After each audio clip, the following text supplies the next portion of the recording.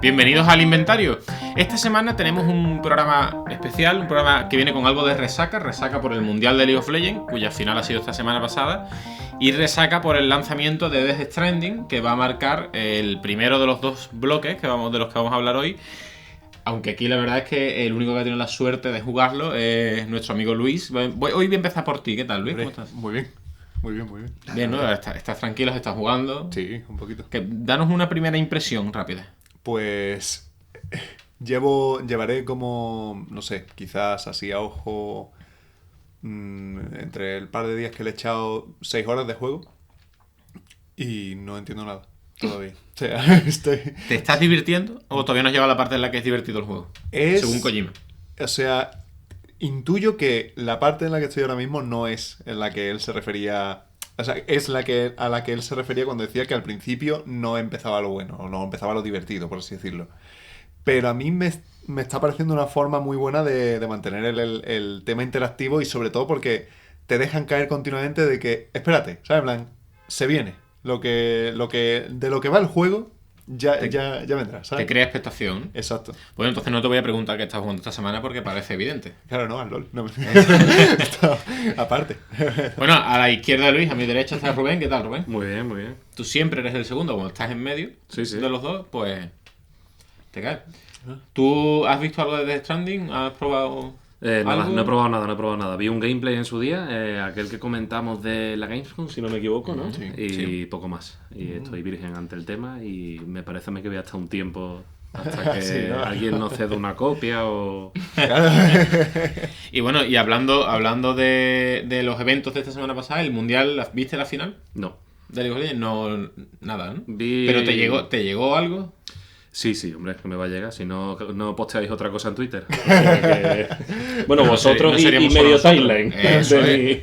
Ahí es donde yo quería llegar, porque luego hablaremos también un poco de los de eSport, un poco sobre la final del Mundial y sobre todo cómo afecta, ¿no? a nuestro día a día y a nuestras conversaciones. He dejado para el último hoy a Manuel, porque ahora lo vais a comprobar, está un poco tocado. Aparte del toque que tienes ya, que viene tuyo, hoy estás tocado de la garganta. Que va, estoy perfectamente. No, sí, estoy un poquito jodido, pero bien. Jodida pero contenta. Exacto. Claro. Yo iba a decir que de Death Stranding no he jugado nada porque no tengo el juego, pero sí me lo he spoileado a lo vasto viendo gameplay porque es que no aguantaba. Y tiene muy buena pinta, De lo poco que he visto, me he visto como unas 8 horas o así de juego. Ah, mira. Joder, pinta muy bien. Y luego, por otro lado, en cuanto a la final del LoL, darte la enhorabuena porque tú, hijo de puta, apostaste a que ganaba FanPlus y así ha sido. Hubo porno. ¿Verdad? El Pero ostión de G2 ha sido increíble y... Bueno, de eso ya hablaremos un rato después, pero es verdad, ya que estamos, vamos a decir que hicimos la porra, está en el episodio 205. Sí, Bueno, o el 204, ahora mismo no estoy seguro, lo tendría que comprobar, pero es verdad que está grabado en vídeo. Hicimos una porra sobre la final del Mundial y aquí Servidor dijo que ganaba FanPlus. ¿Quién se quedó cerca? Rubén creo que dijo G2. No. Yo dije G2. Manuel dijo G2, se quedó cerca. Yo dije SKT. Tú dijiste SKT, te quedaste un poco más lejos, Yo pero creo casi. que me quedé en los cuartos de final, dije Griffin. Bueno, es verdad que tú se te perdona porque de aquí en la mesa eres el que menos sigue el... Pero pasó, ¿no? ¿Tú jugó los cuartos? Sí, jugó cuartos de bueno. final. Sí. Vale. Pues entonces hemos ido casi en orden, ¿no? Pero pues sí, básicamente sí. Yo, vamos, a mí me entristece un poco haber acertado porque yo no quería que perdiera G2 la final. Yo prefería que ganara un equipo europeo. Claro. Pero, oye, si se acierta, se acierta. No, tampoco... Llorando, pero con la mano cobrando, ¿no? Claro. Lo malo es que no nos apostamos nada.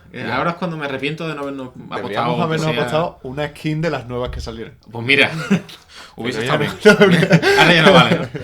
Bueno, antes de entrar en el tema, ahora sí vamos a ya... Después de esta pequeña presentación, no se me puede olvidar darles las gracias a nuestros patrocinadores. Banana eSport, Forever LOL, tenéis toda la información en la descripción del vídeo. Las tazas, como siempre, lo decimos. La tetera no. La tetera no sé exactamente dónde es, no recuerdo, pero aquí está, bien bonita que es. Me gusta mucho el bodegón que tiene pintado en azul. Pero las tazas sí, las tazas son de Forever Lord, las podéis encontrar ahí. Y igual que la camiseta que normalmente llevo de Banana, que hoy no, porque hoy hace un poco más de frío. Hoy este es el capítulo que abre la temporada de invierno del inventario. La semana pasada íbamos todos con camisa, que ya se preveía que iba a hacer fresquete. Pero hoy yo tiro de sudadera. Bueno, tú sigues viniendo a lo... Pero yo lo he dicho antes de empezar el programa, y es porque tengo todas las sudaderas en mi casa, en la casa de mi padre. Entonces, donde yo estoy, solo tengo un chaquetón feo que tengo por ahí. Hay que hacer el cambio de invierno. Claro. Vamos, Entonces, vienes muy bravo tú en manga corta. y encima un chaquetón. O sea, pero no me iba a dejar el chaquetón en el programa. Pero bueno, eso, Rubén y yo hemos tirado de sudadera. Manuel se mantiene en el entretiempo con su camisa gordita. He traído también mi sudadera que está por ahí, pero para estar aquí dentro estoy bien así. Sí, además estás más elegante, desde Con la luego. puerta cerrada también. Y mientras la puerta no se abra, Claro. Esa frase valdría para muchos contextos. Sí. Por supuesto. la verdad es que sí. Pero bueno, una vez agradecido a nuestros patrocinadores, vamos a meternos en el primer tema de hoy, en el primer bloque, que no es nada más y nada menos que hablar un poco sobre Death Stranding. Pero no nos vamos a centrar solo en Death Stranding, sino que queremos hablar un poco también de cómo, a raíz de lo que hemos visto, que el juego no se sabía nada de él y conforme hemos podido conocer más datos, trae unas mecánicas un poco novedosas. Ahora Luis nos lo explicará más, que es el afortunado. Bueno, el afortunado porque se lo ha comprado. Yo podría haber comprado y no lo he hecho. Que ha estado probando el juego. Pero sí que queremos hoy hacer un poco hablar un poco sobre mecánicas de videojuegos que innovaron de alguna forma y de cómo al final el mundo del videojuego se va retroalimentando entre sí, como pues título tras título vemos mecánicas como se van implementando en otras, e incluso como mecánicas que eran potencialmente positivas o potencialmente buenas, que en juegos que no llegaron a triunfar, luego se readaptaron y se aprovecharon en otros juegos que han tenido mucho más éxito. Así que sin alargarnos mucho más, Luis, cuéntanos un poco. Quiero que me expliques, porque la verdad es que no me terminó de quedar claro el otro día. Vale. En Death Stranding tú encarnas a Sam, ¿se llama? Exacto. No recuerdo el apellido. Sam Porter Bright. ¿Cómo? Sam Porter Bright. Vale, Sam Porter Bright. Bryces. Con nuestro amigo Álvaro nos corrija, que está acostumbrado a esto. Que sé que nos va a escuchar cuando esto salga. El amigo Pablo. Está y el amigo Pablo, es verdad, nuestro amigo Pablo también. Pero yo estaba hablando de alguien de fuera de la cuerda. Ah, bueno. Que haciendo un guiño a un seguidor. Claro. Encarnas a Sam, que eres un repartidor. Exacto. Que, el que por la situación del contexto, en el que tampoco vamos a entrar para no desvelar mucho más datos de la trama, por si alguien no lo ha jugado y no quiere saber absolutamente nada más que lo básico, tú tienes que ir llevando paquetes de sitio a sitio, pero con una mecánica especial que es la del equilibrio. Exacto. O sea, básicamente tienes todas las limitaciones humanas que tendría una persona al transportar cosas, sobre todo al aire libre, en campo abierto, con sus riachuelos, sus montañas, etc. Claro, ¿qué factores influyen allí? Pues casi todo. O sea, el tema del equilibrio, que puedes mantenerlo cuantas más cargas tenga mejor. El tema de distribuir el peso por tu cuerpo. Porque puedes siempre encajarte cosas en los hombros y en las piernas. Entonces, claro, tú tienes los niveles de carga y eso perfectamente calculado para decir, vale, pues si llevo 25 kilos a la derecha, posiblemente el personaje se me vaya a la derecha y cosas así. Luego el tema de eso, de si tienes que correr o tienes que escalar o lo que sea, pues mantener el equilibrio que en el caso de la Play son los dos gatillos inferiores, y entonces Sam se agarra a la mochila. Y entonces puede ir un poco más rápido, un poco más esto, porque está como estable, estático. E incluso el tema de la resistencia. Cuando corres, o que eso no es tan poco habitual, pero está muy adaptado a cosas como, por ejemplo, el aire. Que si hay fuertes vendavales, tú necesitas más resistencia para tener la carga bien y a la vez avanzar sin caerte. O a la hora de cruzar un río, dispones de una forma, por no decir mucho, para saber la profundidad de ese río. Entonces, claro, dependiendo de lo profundo que es y tal, más te va a costar moverte, con lo que tendrás que valorar si me conviene pasar por ahí o me conviene buscar un rodeo, tal, porque tienes menos resistencia si pasas por aguas más profundas. Entonces está muy muy bien pensado por eso, porque básicamente, por lo menos el principio del juego y todo esto, ya más allá del contexto y eso, está orientado a que tú experimentes de verdad qué es transportar carga en ese contexto pero realmente al aire libre, que es algo que podríamos hacer cualquiera, no hace falta que sea un mundo ficticio. Y en ese factor de realidad se basa el juego y te lo intenta hacer llegar lo más ¿cómo se dice en español? Acurate, o sea, preciso posible. Entonces, pues el caso es que Has acertado con las palabras, ¿no? Sí, nuestro técnico de sonido le ha dado al tic. Verificado. Y el caso es eso, que entonces, claro, toda esa parte de la experiencia está muy, muy bien llevada a la consola. En plan, desde la realidad, por así decirlo, a la consola. Donde ahí no tienen que ver ningún factor ficticio, más allá de eso, de que, bueno, que tú tienes un mando y no tienes la carga de esa persona. Pero vamos, que le faltaría hacer que te pesara el mando más cuanta más carga tuviera el personaje, ¿sabes? Hay que decir que el terreno tampoco es como... O sea, es como en la realidad. Exacto. Pero es un terreno yermo. Es un terreno destruido, abandonado. Y entonces tienes piedras, tienes accidentes geográficos, que es lo que te impide... Un terreno yermo. Sí. Están usando aquí palabras... Aquí tenemos un... Baldío. Aquí hay calidad. un conocimiento de la Encarta. Me encanta. No. Bravo. Pues voy a No, pero buscar el significado de quiero decir yermo que no porque es- creo que en este caso no está bien obligado. No, porque, claro, yermo significa como devastado, ¿no? Sí, que no tiene Que vegetación. no tiene vegetación, Bueno. que es infértil. Busca otra. Lichillo. Vaya por Dios. Abrupto. Que la cosa Abrupto, es- sí. Abrupto. La cosa es que no hay carreteras, no hay...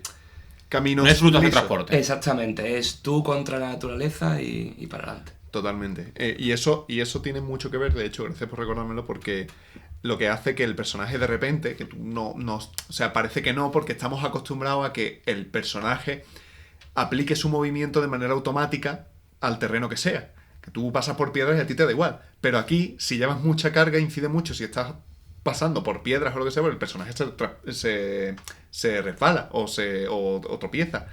O de hecho, cuando vas corriendo sin mucha carga, tienes también el típico retroceso. No es que tú pares de correr con el mando y el personaje se queda quieto. La inercia, Sino ¿no? la inercia del movimiento la tiene. Tú vas corriendo y haces...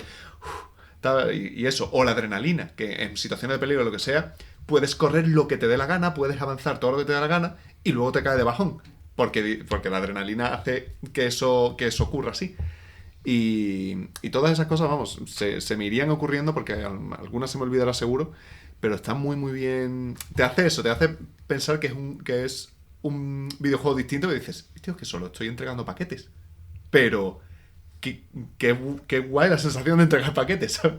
Podemos afirmar que este juego se le ocurrió a Kojima después de hacer una mudanza, quizás. Podría ser, ¿no? De pedir a Amazon y decir, ¿tu vida cómo es, amigo? A mí me flipa la física que tiene el juego, ¿no? En plan, lo del tema de la inercia, he visto un montón de directos de streamers que van bajando por una montaña, a lo mejor cargadísimos, y van, claro, van cogiendo velocidad, unas hostias que se mete el pobre Sam, que flipas. Y lo bueno es eso, que el personaje se va, si vas por una cuesta, como has dicho, el personaje se va inclinando para atrás, Claro, para claro. mantener siempre el equilibrio y está muy bien, está muy, muy bien. ¿Os recuerda algún juego? O sea, ¿habéis visto algo parecido en los últimos años? A mí, o sea, quizás con ese nivel de eso, de precisión en cuanto al movimiento, en ese contexto, recuerdo que el Metal Gear Solid 5, que lo vi jugar, yo no lo jugué, pero recuerdo que el movimiento estaba muy bien implementado, que cuando el protagonista, que es el boss, ¿no? ¿Se llama? Perdón. Estoy preguntando. Yo no lo juego. No, El vale. protagonista de el Metal Gear protagonista Solid es 5. Snake. Snake, vale. Pues Big Boss, ¿no? El apodo es lo que estaba buscando. Pues se movía en el suelo, agazapado. Los músculos que se movían eran precisamente los músculos que se mueven cuando tú tal. Y la cadera está muy bien implementado. Claro, viene de donde viene, al fin y al cabo. Y al final es una cuestión es una cuestión visual. Claro, Lo que estás exacto, hablando, exacto. pero no es una cuestión de mecánica. Es decir, no necesitas, aparte del botón de agacharte, el de zumbarte y el de correr, no necesitas botones para mantener el equilibrio. Claro. No necesitas tener en cuenta tanto eso. De hecho, tanto- en la mayoría de los juegos de aventuras, por así llamarlo, porque no sé exactamente cómo... No sé dónde encuadraríamos Death Stranding ahora mismo, pero la mayoría de los juegos de este tipo, un poco shooter, medio aventura, que de mundo abierto, normalmente la física del terreno se la pasan un poco por donde les da la Claro, gana. claro. Quiero decir, tú te puedes meter en agua y lo que te afecta, quizá vayas más lento, pero te afecta Sí. que de repente se te sombrea la parte del pantalón porque está mojado. O puedes incluso glitchear una colina y subiendo una montaña empinar porque sí, porque puedes. Vas Claro. pegando saltitos y se estropea. Yo no recuerdo haber visto, o sea, los habrá a punta pala y de hecho si recordáis alguno, por favor, ponedlo en los comentarios de YouTube o por Twitter o en donde queráis y así lo repasamos. Pero yo no recuerdo un juego en el que el terreno y el escenario fueran tan importantes para tu avance, quitando quizás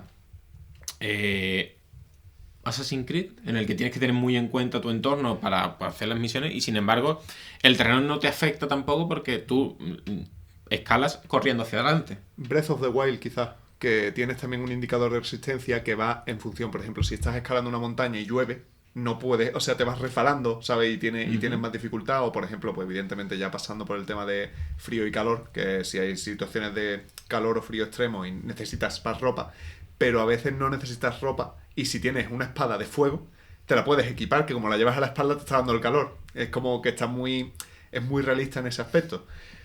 Pero el tema de eso, de que el clima, o tú estás yendo con la parabela hacia X punto y si hay un vendaval de viento, pues te lleva para donde sea, ¿sabes? Y tú no puedes controlar tanto eso. El del terreno sí lo veíamos en Tomb Raider, no sé si os acordáis.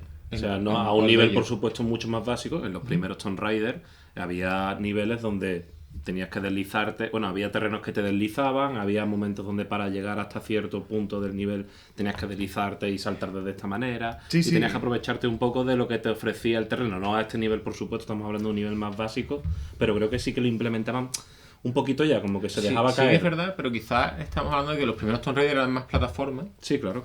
Y es verdad que los juegos de plataforma, por definición, necesitan del terreno. Claro, Sí, estilo, sí. es que si pasas por hielo te resbalas, si Claro. hay fuego te quema. Al final, Pero- el plataformeo en sí no es otra cosa, o sea, el estilo de juego de un plataforma no es otra cosa que ir de un punto A a un punto B, Claro. aprovechando el terreno. Entonces, digamos que la propia definición del juego viene. Sin embargo, en juegos, por ejemplo, hablamos de Death Stranding, el terreno es un medio para alcanzar el fin, por así decirlo. No, la mecánica principal del juego no es esa.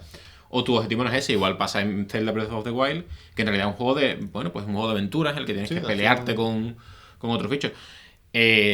A mí me parece una estupidez, pero este nivel de detalle del terreno que estamos hablando y de cómo afecta, yo creo que donde mejor se ve es los juegos de conducción. Iba a pensar lo mismo, sí. Es los juegos de conducción, quiero decir, tienes que coger la calzada por el terreno que es porque si no puedes saltarte las ruedas, Claro, claro. si llueve tienes menos agarres, si nieva ni te cuento. Un juego de rally, concretamente, ¿no? O un juego efectivamente, los juegos de rallies, de hecho yo ya estoy pensando en algunos de PlayStation 1, Colin McRae. sí, como Colin McRae, en los que el terreno era determinante para, Sí, sí. para tu forma de conducir el coche. Eso es. Y es verdad que es el otro ejemplo que se me ocurre de juego en el que tienes que tener en cuenta todo esto para, bueno, pues al final tu objetivo no es ir, no es el terreno, sino tu objetivo es ganar la carrera y llegar antes. Para eso tienes que aprovechar bien Sí, sí. el terreno como pasa en Death Stranding. Es una comparación a grandes rasgos, por supuesto. Sí, pues sobre todo aquí hablamos de un ambiente que más que interactuar tú con él, él ¿cómo se diría? Te impone una interacción. Me refiero, tú si hay viento te tienes que agarrar la mochila. O sea, tú si tienes tal, no es como que el terreno te ponga dificultades, es que el terreno es el que es y tú para atravesarlo pues tienes que adaptarte a él de alguna manera. Y esto me lleva lleva a un tema concreto que tampoco pretendo monopolizar este vídeo con eso, porque podríamos hablar de lo que voy a decir ahora durante un buen rato. Ajá. Y es de cómo como tú precisamente hablabas de que no te ha dado tiempo todavía, por lo poco que has jugado, a conocer la historia del juego Exacto. y que ya te tiene completamente enganchado. Sí, sí. Y de la importancia que reside en las mecánicas de cara a crear una experiencia al jugador, ¿no? Toda la gente que yo he visto jugar, que lleva 8 o 10 horas jugando, dice lo mismo, en plan, entiendo que a lo mejor este juego es difícil de ver porque para ti te resulta aburrido, pero a mí me está encantando. Claro. Y es gente que está simplemente llevando paquetes, pero como vas cada vez que llevas un paquete, no quiero desvelar mucho, vas Sí, sí, desbloqueando cosas, la propia historia va avanzando un poco, vas descubriendo el universo en el que estás, las físicas que hay, los condicionantes que tienes. es que te va absorbiendo el juego. Es que, Y me interesa un montón el tema del terreno que hablabais, porque en cualquier otro juego sí que es verdad que te encuentras con accidentes geográficos, pero tú dices, bueno, con un poco de maña, lo que decía Serra, aprovecho un poco el bug y tal y lo paso. Aquí es literalmente imposible. O sea, es una locura subir a una cima, es una locura tirarte por un precipicio, porque es que sabes que vas a morir. Por ahí no puedes pasar, literalmente. Lo puedes intentar. Claro, lo puedes intentar, pero te vas a quedar en el sitio. Claro. Y luego el juego te penaliza mucho el hecho de que hagas el loco. Porque en cualquier otro juego te dices, bueno, lo voy a probar. Aquí, como lo pruebes, no solamente es probable que te mueras, sino que, esto sí lo voy a decir porque tampoco creo que sea muy importante, la carga que llevas se va estropeando conforme los golpes que vas teniendo. Tienes como unas cintas alrededor de las cajas que llevas. Como un coche, como un juego de rallies. Sí, son amarillas en un principio y conforme te vas cayendo se van volviendo rojas. Y al entregar la carga, si está estropeada, obviamente te van a dar menos puntuación. Entonces te penaliza muchísimo y te exige el juego que optimices tu viaje, que esto es otro tema importante. En el mapa tienes la posibilidad de crearte tu propia ruta poniendo marcadores y tal, y tienes que estudiar el terreno antes de salir de la base que sea y hacer el envío. Hay un componente de planificación, tanto en la gestión de tu carga como en el trayecto del viaje, muy, muy interesante. Exacto. A mí me interesa, voy a hacer un pequeño alto en lo que has dicho de la puntuación, porque es Death Stranding de los pocos juegos que siguen teniendo la pantalla de puntuación al final de cada misión. Es muy japonés, en ese sentido. ¿Verdad? En plan de... Sí, o sea, además es muy japonés, una cosa muy de Kojima, sí, porque sí. En Metal Gear pasaba igual. Cuando tocabas una misión, te dan una puntuación que Pasaba no vale para todo, nada. Sí, en todos. No vale para absolutamente nada más que para que tú tengas la puntuación. Hombre, ahora supongo que la puedes compartir con otra gente online, a ver quién tiene mejor puntuación, pero... Una cosa muy de Kojima también, que sí he visto que la gente se ha quejado bastante, es la repetición de una instrucción o de una información. Claro. Porque te envían un correo, ¿vale? Te dan cierta información sobre algo. Ah, vale. Das 2 pasos, te llaman por teléfono. Oye, que esto... Vale, sí, ya lo sé. Das 2 pasos más, te sale la interfaz. Con Kojima, que me he enterado. ¿Sabes? Claro. Como que repite mucho. Exacto. Pero Está bien porque eso, vamos, de hecho yo lo único que sé de la historia es a través de esos correos, de esa llamada y tal, y me llama la atención también que todo lo que hemos visto en trailers, todo lo que tal, realmente es información que ya tienes, que en el juego ya te han dado oficialmente, y aún así, como os digo, yo he avanzado nada. O sea, que es que no sé qué es lo que viene ahora, pero sabes que vienen más cosas, y sabes que no... que eso, que es que no... Todo el juego y todas estas mecánicas y tal realmente es una especie de excusa para que tú avances por ese contexto y por ese sitio que hacia donde te quiere llevar Kojima, que es lo que supongo que todos queremos Me decir. hace mucha gracia que cada vez que te llaman o te dicen algo, sale en plan como la silueta de quien te está hablando, y hay un hombre que es especialmente pesado, un tal Deadman, creo que se llama. Sí. Hola, soy Deadman. Te llama a los 5 minutos. Hola, soy Deadman. Ya sé quién eres. O sea, Claro. Te he visto y escucho tu voz. No hace falta que te presentes siempre. Es curioso porque entonces, por lo que me estáis contando, y ya te digo, sin haber visto nada más que 20 minutos de gameplay hace ya varios meses, es como que está creando una mecánica conductista, de alguna manera, ¿no? Mediante estímulos constantes para que tú vayas interiorizando Sí. toda esa manera de jugar, y luego quizás es cuando te metes la reón del sello Kojima de Claro. historia, ¿no? Y tú, vaya, ¿esto qué es? El juego te da una información brutal en las primeras horas. Mucha. Sobre el entorno, brutal. Por eso diría que es la explicación de lo que tú acabas de comentar. Es que te dan mucha información desde que empiezas. Yo había cosas que era como, vale, pero ¿cómo hago esto? ¿No? ¿Cómo tal? Y al final del día, de mi primer día de juego, que fue el que jugué, que vino Serra y tal, tuve que hacer un poco de resumen. En plan, decir, vale, y leer todos los correos, leerme los consejos, que tienes un apartado de consejos que es infinito, que al fin y al cabo es el manual de instrucciones nuevo. He de decir De que... hecho, perdóname, Sí. una cosa rápida Sí. que voy a No, comentar. no. He de decir que llegué a su casa, comimos juntos porque él estaba jugando, estuve viendo Death Stranding y como a las 4 de la tarde me quedé sopa completamente, me quedé dormidísimo en el sofá y cuando me desperté de la siesta, él estaba leyendo documento tras documento tras documento. Pero es que me desperté al rato, él estaba leyendo documentos, me dormí otra vez, me volví a despertar y seguía leyendo documentos. Es que, pero por eso, porque decía, a ver, me estoy perdiendo. O sea, no es que te pierdas cosas, es que eso, es que te dan mucha información de golpe y es un juego, de hecho, pausado. O sea, y a mí me gusta que sea así porque no es que te imposibilite el hecho de engancharte, ni mucho menos, o el hecho de que de que quieras estar todo el día con ellos. Es que no te da sensación de me he bebido el juego. Literalmente dices, vale, o sea, podrías avanzar, podrías ir para adelante como esto, pero en algún momento vas a tener que volver a leer algo, vas a tener que hacer una mecánica más de una vez, vas a tener que efectuar una mecánica más de una vez para interiorizarla bien y para decir, ahora sé cómo funciona. En cuanto a la forma que tiene de presentarte la información del mundo, sí que es verdad que para mí comete un fallo, que si bien es cierto, la mayoría de la información es orgánica, es decir, tú te la encontrarías de forma natural en la realidad o te la comentarían de forma natural, sí le pasa una cosa que es, por ejemplo, recuerdo una escena de Avatar, cuando el malo coge, el empresario coge el trocito de piedra y dice, ¿sabes por qué estamos aquí? Estamos por esto, no sé qué, y le explica por qué están ahí y cuánto tiempo llevan y no sé qué, y como a ti te saca un poco de la película porque dice, bueno, es una señora que lleva ahí con él 15 años, creo que lo sabe. Claro. Me lo estás explicando a mí, espectador. Claro. Y creo que en el juego hay un par de veces que ocurre esto, que te están explicando cosas que tú como personaje que está ahí dentro en esa realidad ya sabes o deberías saber, y sin embargo te la repiten. Sí. Y es como... a mí me resulta muy postizo porque es como, me estás hablando a mí, jugador, y estoy aquí con el mando, ¿sabes? Y bueno, eso me chirría un poco, pero vale. Te entiendo totalmente. Entiendo que lo tienen que hacer, pero creo que de una forma más natural hubiera quedado mejor. Eso tiene que ver evidentemente con el guión. Y nosotros en las clases de guión ¿Nosotros quién? ¿Tú y Kojima? Claro, en plan, él y yo, después del café...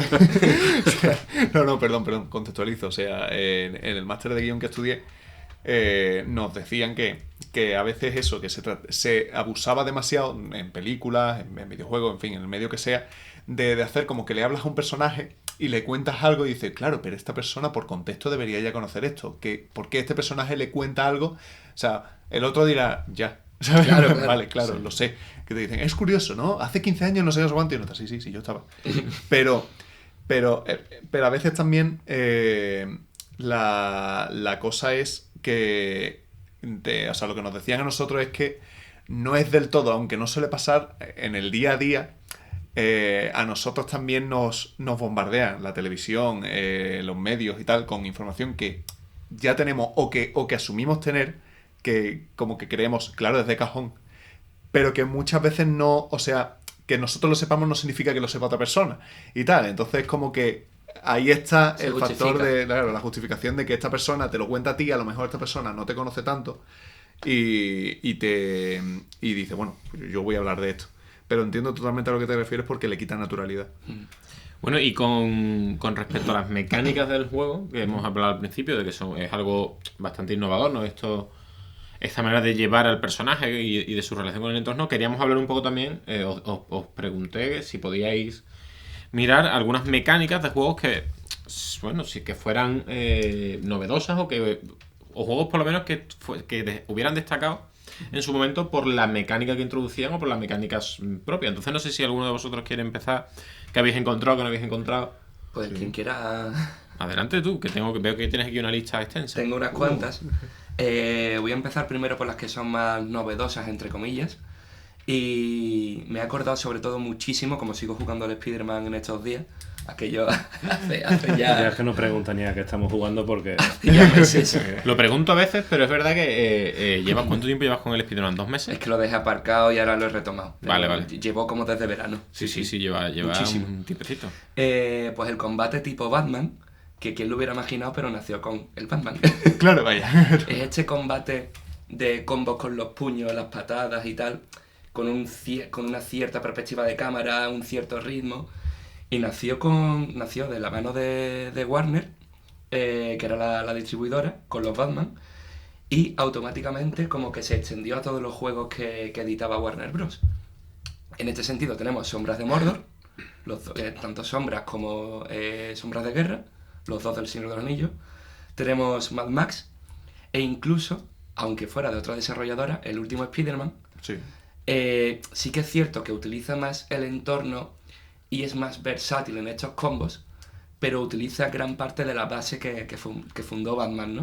Uh-huh. Y está muy interesante, a mí me gusta muchísimo. Estamos de estos combates a guantazo limpio, en el que además la contundencia del golpe hace que la cámara pare un momento y los combos que beben un poco de los hack and slash y demás, y está muy interesante. El Death Stranding tiene también ese sistema de combate, ¿no? O sea, cuando mete 2 o 3 golpes y de repente ya... pues... Sí, como el finish. Exacto. Sí, total. Bueno, eso sale del género beaten up, sobre todo, también. Claro, ¿no? claro. Imagino. O sea, es como que Batman le dio como que sentó las bases, le dio como forma, ¿no? A ese combate, ¿no? Exactamente. Y luego, claro, como la propia desarrolladora ya siguió haciendo juegos, pues lo extendieron, así que... Luego tengo uno que recordé que era el de arrastrar cuerpos, y este se suele ver en los juegos de sigilo, cuando eres un asesino y tal.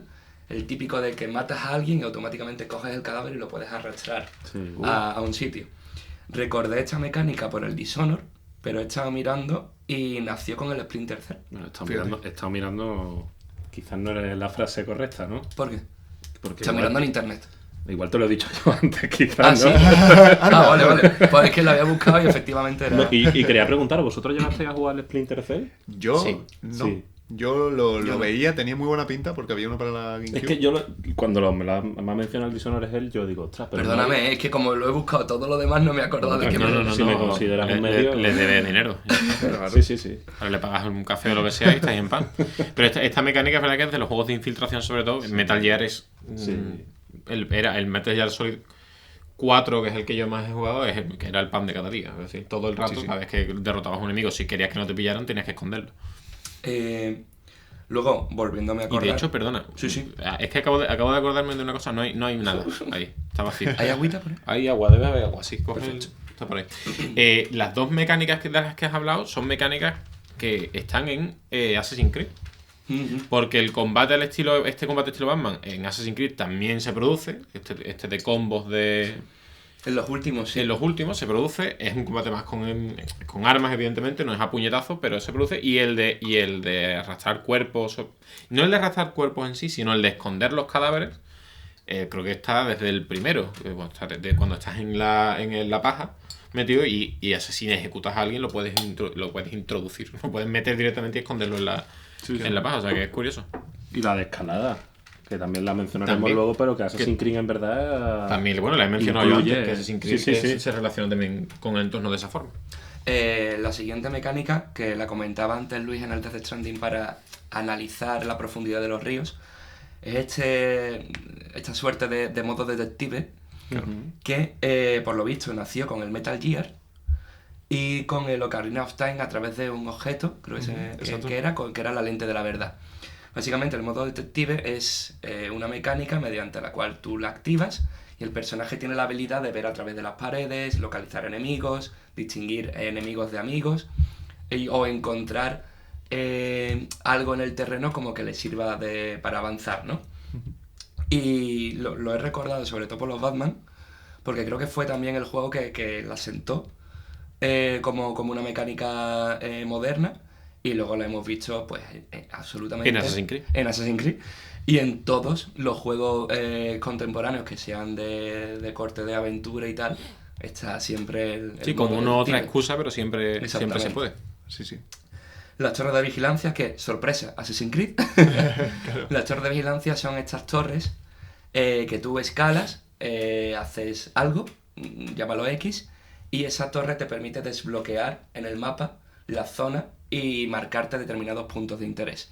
Esto nació con el Assassin's Creed y automáticamente todos los juegos de Ubisoft la adoptaron. Far Cry... ahora no me acordaré de ninguno. Cada vez que cito una lista no me acuerdo de...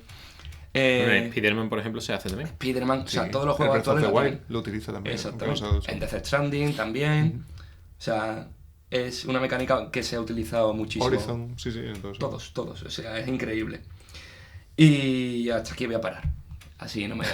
No, pues de hecho tienes aquí un par que me interesaban más porque son mecánicas muy clásicas. Son clásicas, sí. Tenemos, por ejemplo, el doble salto, que nace con un videojuego que se llama Dragon Buster.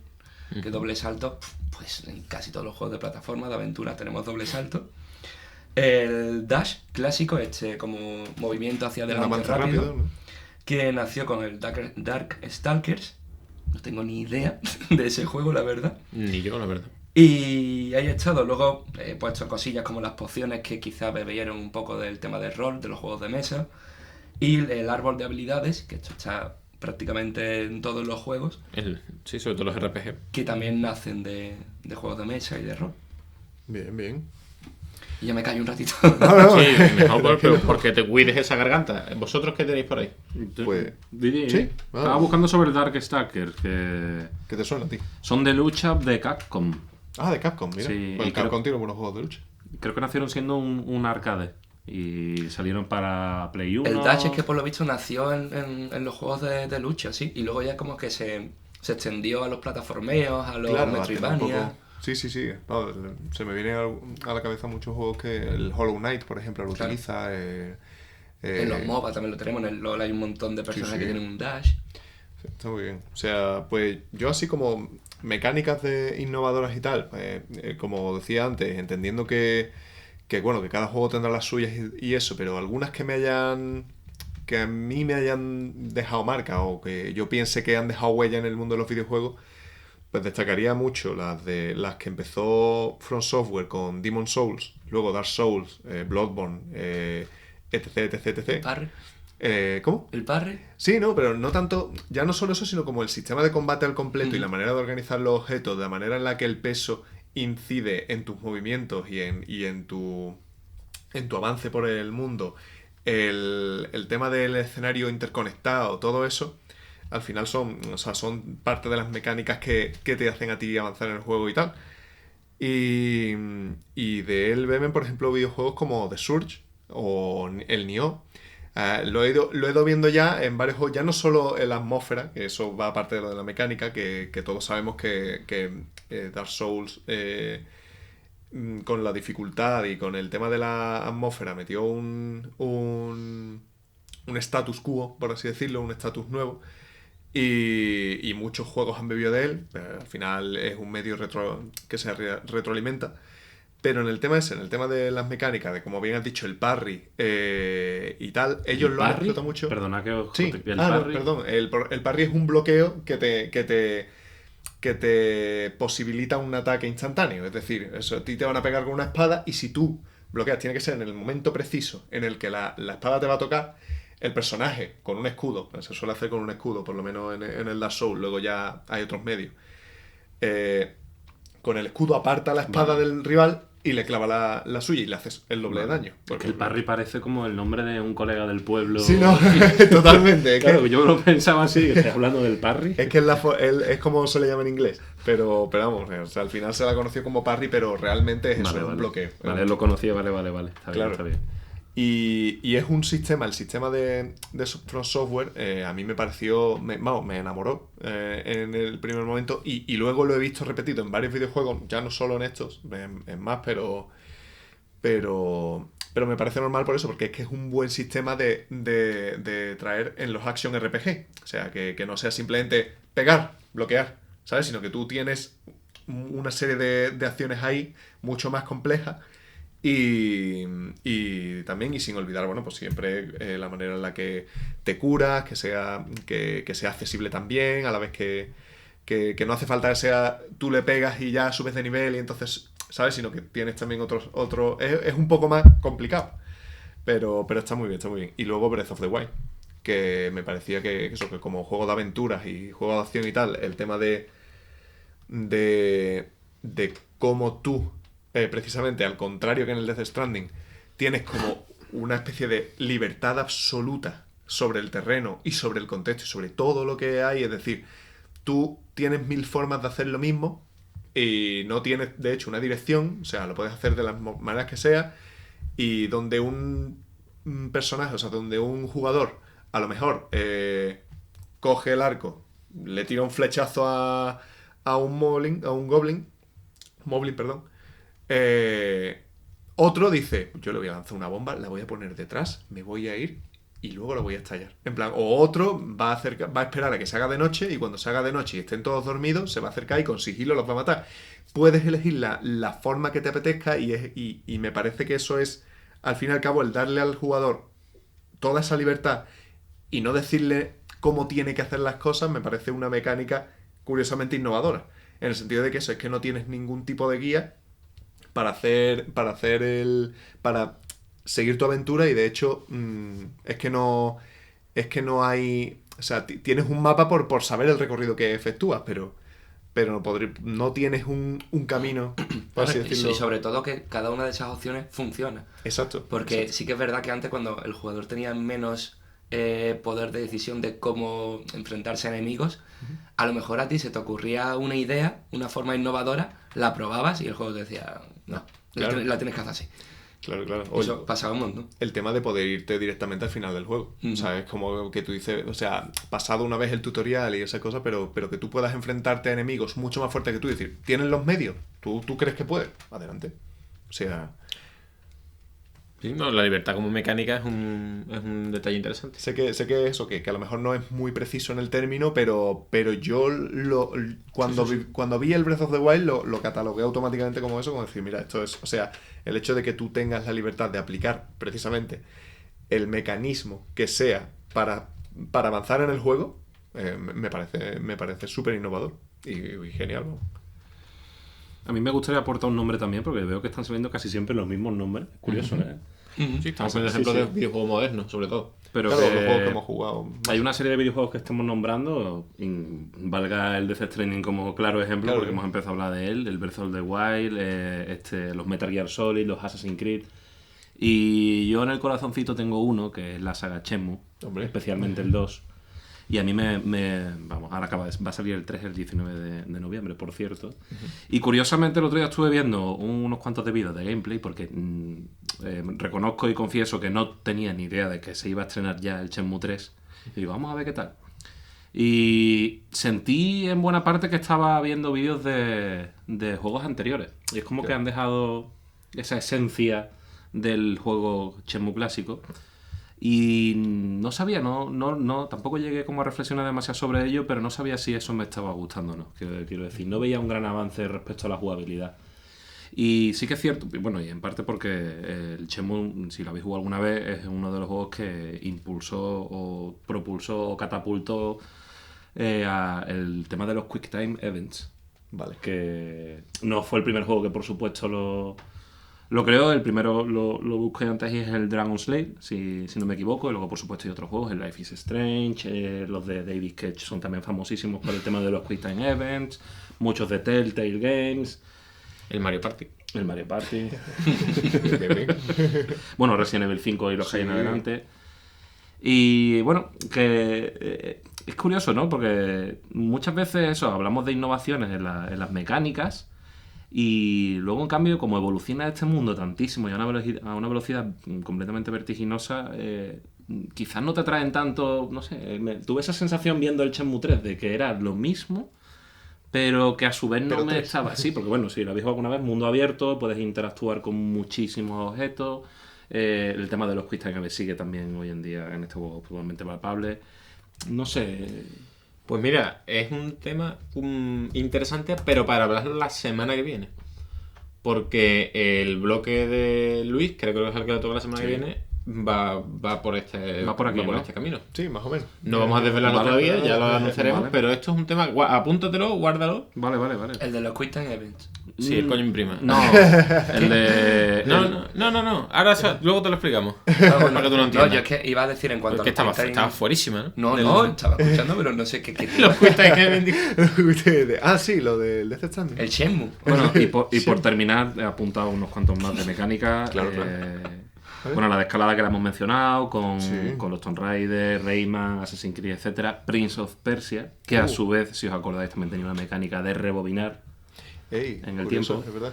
Que yo he recordado mis tiempos de antaño con Blinks, que era un plataformas para Xbox One, con un gato. Si no lo habéis jugado, os recomiendo que veáis alguna imagen, y ahí se podía controlar las 4 dimensiones. Oh, Sí, era un juego que estaba bastante bien.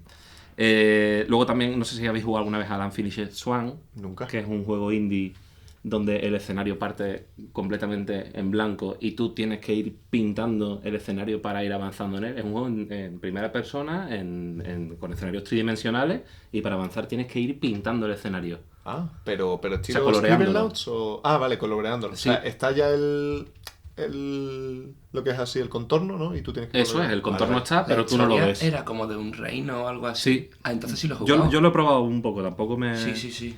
Y bueno, por supuesto también los que tienen una inteligencia avanzada, que eso en el Metal Gear Solid 1 lo vimos, no deja de ser tampoco estrictamente una mecánica, o sea, no es estrictamente una mecánica, pero sí que es un avance también en lo que es la jugabilidad. No sé si os acordáis que el jefe final de Metal Gear Solid Sí. Se copiaba de tus movimientos. Claro, es verdad. Tenía como una especie de IA avanzada que también lo hacían en el Alien Isolation, si lo habéis jugado.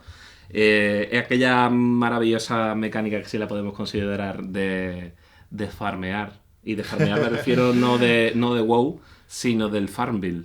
Claro. Que es ese lema de wait to play or pay. Esa es una gran mecánica que nadie quiere recordar.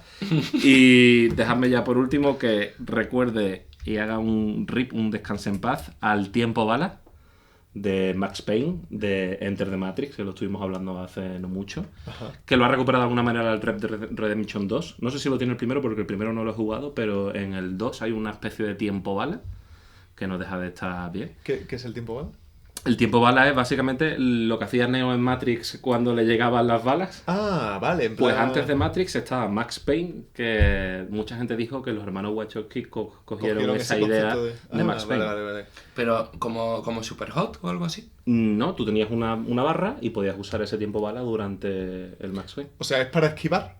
Sí, ¿Lo para utilizas esquivarlo. para Bueno, esquivar? también O- lo usabas para disparar enemigos, porque te igual. Sí, pero es como que se ralentiza el tiempo, Se ¿no? Y tú ralentiza el tienes tiempo. una acción normal Eso en es, ese eso tiempo. es. Ah, vale. Es que Bayonetta lo utiliza también. Pues- El tiempo brujo es cuando te atacan lo activas. Dishonored se- también. Pues fíjate, se yo creo que el activa primero fue Max Payne. El Dishonored, tanto el probablemente. 1 como el 2, es una habilidad que tiene el personaje. Y por último, uno de los juegos que, bueno, de una de las compañías que mencionamos en uno de los primeros programas de la anterior temporada, que es el Team Ico, Sí. cuando sacaron el primer Ico, que en realidad como mecánica, digamos que es un poco la aventura completamente independiente por parte del jugador, es decir, lo tengo que descubrir todo. Claro. No me dan nada hecho, no me explican nada como Kojima constantemente. Y acabo con esto, Fez, no sé si lo habéis jugado. Sí. Sí. Uf. Pues a mí me parece una obra maestra. A mí me encanta el horror. juego en sí, pero el final es tan fumarte Sí, 7 eso porros. es cierto. Pero que con dices jugabilidad, que como te quedas- mecánica. Sí, no, el juego es, o sea, como gameplay, brutal. ¿Lo habéis jugado? ¿Pero Yo no- lo conoces? O sea, lo conozco, pero no lo he Yo no jugado. lo juego tampoco. Es un rompecabezas, básicamente. Ajá. Es un scroll, ¿no? Es que Pero- como se explica. Es como si tuvieras un cubo de Rubik, que es lo más fácil que puedo explicarlo. Tú imagínate que juegas al Mario Bros, al Super Mario Bros 2, por Sí. ejemplo, y que puedes girar tridimensionalmente la pantalla. Tú siempre la vas a ver en scroll, Ah, pero vale. giras el escenario y lo tienes que tener en cuenta para seguir avanzando. Ah, eso es como los Eco... Es que había unos juegos de PSP que iban de eso. Que era como... No me acuerdo del nombre entero, pero iba de que el personaje avanzaba y tú tenías que ir moviendo el rompecabezas para que, por ejemplo, si había 2 huecos y aquí un palo, si lo ponías desde esta perspectiva, el palo Eso es, tapaba algo el así. hueco, El entonces Captain pasaba Toad. por detrás. Sí, exacto. Pues es así, eso. ¿no? Vale. Pues ¿El qué? Captain Captain Toad. Ah, ese sí lo conozco. Ese es el... Pues yo sé, ¿no? ¿Y qué he dicho? Captain Toad, pero no... No, que no conocía el Fez este. El Captain Toad, Pues sí. está muy bien, está muy bien. Pues yo creo que con esto... ¿Estabas comprobando algo? Yo iba a decir No, una cosa el juego que había de mencionado. los Pues venga, rapidito. rápido, de los Quick Time Events, que Que se mueran. no, o sea, siempre los he odiado, no me han gustado porque son como raros, en plan, bueno, tienes que pulsar este botón, pero ¿por qué? No estoy sintiendo que haga nada, pero sin embargo con el Spider-Man hay algunos, por ejemplo los de lanzar con las 2 muñecas las Sí. telarañas y tal, estás pulsando ambos gatillos y al menos si tiene una cierta sensación de que ese movimiento tuyo en la realidad Está está efectuando- influyendo en el juego, en la forma de lanzar las telarañas y tal. Claro. Más allá de pulsar un círculo o un triángulo, como que no te da la sensación de estar haciendo tú nada. ¿Sabes? Claro. No sé si me explico. Sí. Que hay una traslación de movimiento. Perfectamente. Muy bien. Pero que Hasta se luego. Pero que se mueran los Quick Time Adiós. Events. Bueno, yo creo que con esto podemos cerrar el bloque. La verdad es que ha sido bastante interesante la cantidad de mecánicas de juegos que han destacado. Más los juegos que han destacado por sus mecánicas que las mecánicas que se han establecido en sí. Vamos a hacer una pequeña pausa ligera. Creo que en realidad son unas milísimas de segundo si nos escuchas en Spotify o si nos ves en YouTube lo que tardes en cambiar el vídeo. Y ahora volvemos.